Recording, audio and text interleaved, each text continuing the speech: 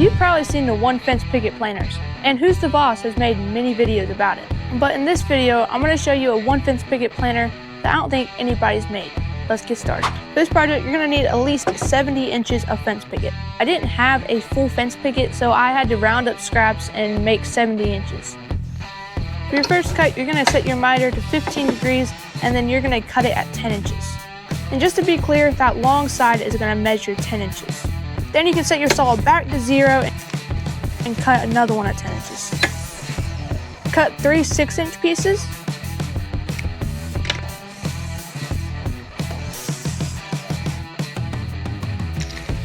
Cut one at 20 inches.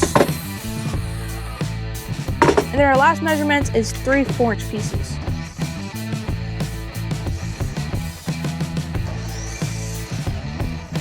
So take your 2 4-inch pieces, and what we're going to be doing is making 2 4-inch circles out of these pieces. I don't have a compass, so I'm going to go find something that's 4 inches wide and then trace it on the board.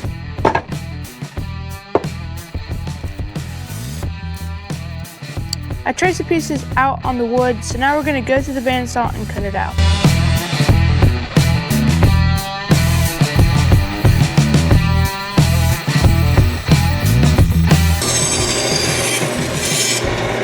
Now I'm going to go clean up these corners with the belt sander.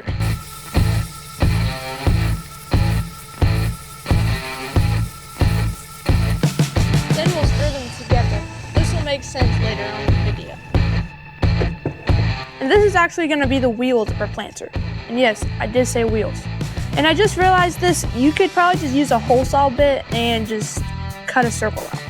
I didn't think about that. But then we'll give it one more pass on the belt sander to just flatten everything out. Alright, now we got these 2 4-inch pieces done. Now we're going to work on this 20-inch piece. What we're going to be doing is ripping this thing straight down the middle. A table saw would be ideal, but I'm using the bandsaw.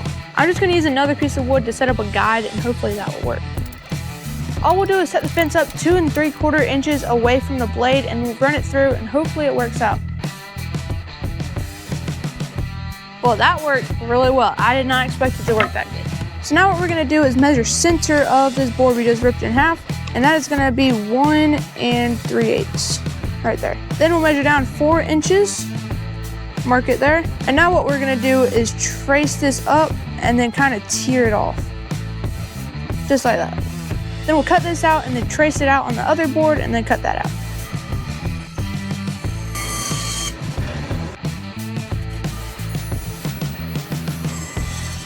Now we're going to take these pieces and round off the edges with the belt sander.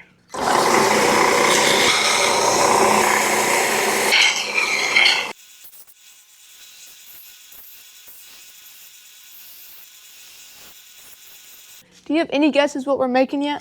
Then we're going to take our last 4-inch piece and rip it straight in half. I'm just going to be eyeballing it because it doesn't have to be too precise. And then our last piece we're going to be ripping is this 6-inch piece, and we're going to be ripping it into 4 pieces. And that's going to end up to be 1 3/8. There we go. And now we can start assembling. We'll be using these black 1-inch screws. We'll take our 2 6-inch pieces, lay them down. Then we'll take our 10-inch angled piece and put it on the side. Now on each of these 10-inch pieces, we'll drill 2 holes on each side.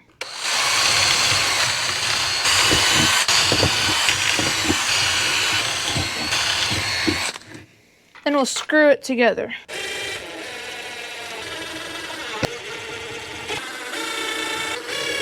And then we'll attach our last 6-inch piece at an angle.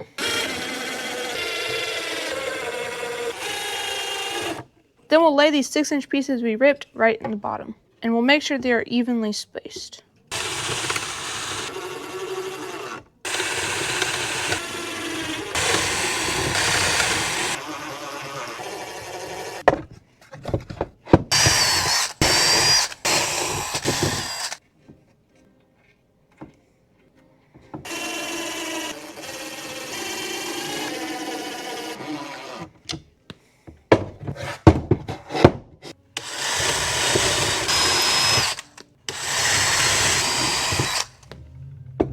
Gotta get a longer bit for this one.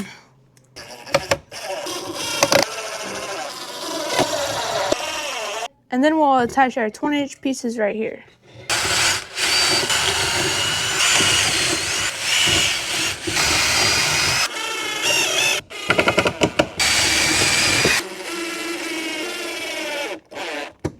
And then finally we can put on the wheel.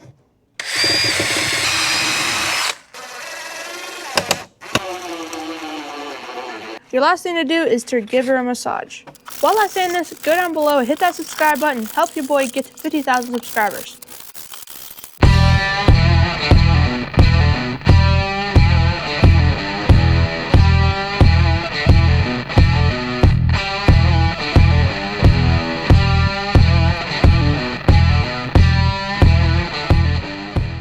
This planter box was really fun to make, and it is very functional. And if you look in the bottom, you can see there's gaps in there, and that is for the water to escape. And if you wanted to, you could put rocks down there too, so your soil doesn't leak out the bottom. So guys, if you want to see a different design of these, go to Who's the Boss. He has a ton of great videos over there. And with that being said, I'll see y'all next time.